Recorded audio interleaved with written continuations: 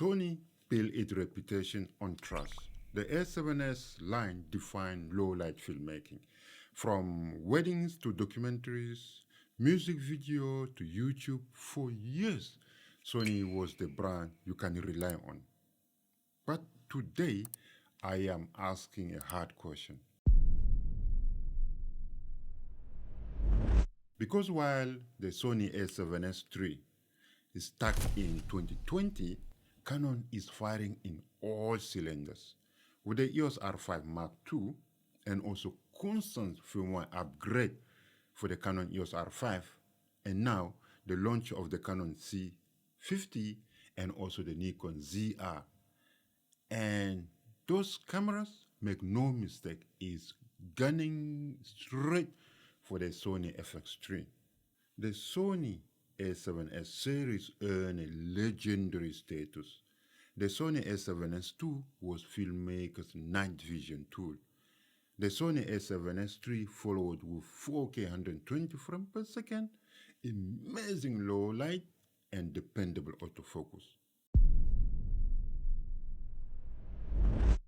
It has been 4 years and Sony hasn't pushed the Sony A7S line forward. Meanwhile, users beg for features like briefing compensation, LUT support, better codecs, improved recording format, feature that magically appeared on the FX3, which left many feeling Sony deliberately crippled the Sony A7S III to force professionals up to the cinema ladder. Canon, on the other hand, has gone the opposite way. Instead of holding back, they are adding value. The R5 Mark II isn't just a photo powerhouse. It fixes autofocus tracking issues, improves thermal design, and is still shooting stunning 8K. Then you got firmware update for the Canon C70 and also the C80 have given filmmaker triple base ISO performance, codec flexibility, and crucially, back fixes that actually make our camera better over time. Canon is proving they care about filmmakers who have already invested. And now, with the Canon C50, they are going head-to-head with Sony darling, the FX3. This is the battle everyone's been waiting for. Canon EOS C50 versus Sony FX3. Both are compact, full-frame cinema camera. Both target indie filmmakers, content creators, and small production houses. The FX3, while strong, has basically been carrying the weight of the Sony's prosumer cinema line for years.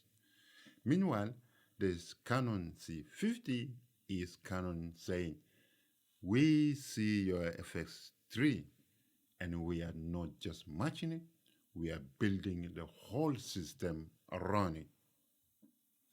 Canon cinema ecosystem already gives you the Canon C70, the Canon C80, and also the Canon C400 above it. So if you're starting with a Canon C50, you know exactly where you can grow. With the Sony, the path feels less clear. You have the A7S to FX3. Then what? FX6 or Venice?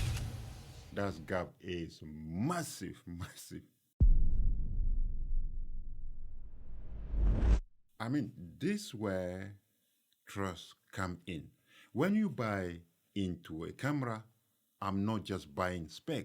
I am investing in the future of my system. Sony gave us a great A7S III, but then abandoned it. Canon gave us a strong R5 C, and then fix it with the R5 Mark II, Sony trickle-down feature only in a selected model. Canon roll out firmware update across their line. All right? So trust isn't built by holding feature hostage. Trust is built by showing up for the user who already bought into your system. For the last 5 years, I have been using or shooting with the Sony since the launch of the A7S III. I have trusted it with a client work, travel films, even documentary project. But here in 2025, I can't ignore it. I can't ignore the frustration. When Canon updated my cameras, for example, the EOS R5 or any of the camera, I feel like they are listening. And when Sony leaves the future of the Sony A7S III, I feel like they are holding back. And that hurt. Because Sony built the brand on people like us, the creator, the independent filmmaker who needed tools that we could rely on. The future of filmmaking isn't just about spec. It is about support, trust, and vision. Canon's strategy is clear. Build a connected cinema ladder. Sony's strategy, on the other hand, harder to read. The C50 versus FX3 isn't just a spec battle. It is a trust battle. And right now, Canon is the one showing up, not Sony. I'm afraid to say that.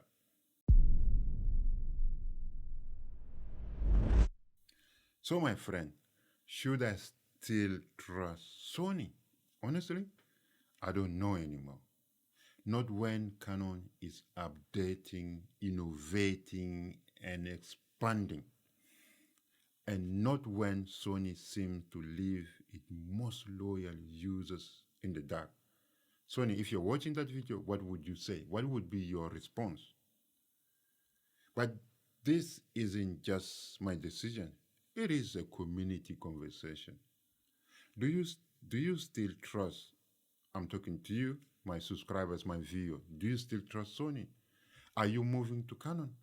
Or are you waiting to see what Sony does next? Drop your thought in the comment box below.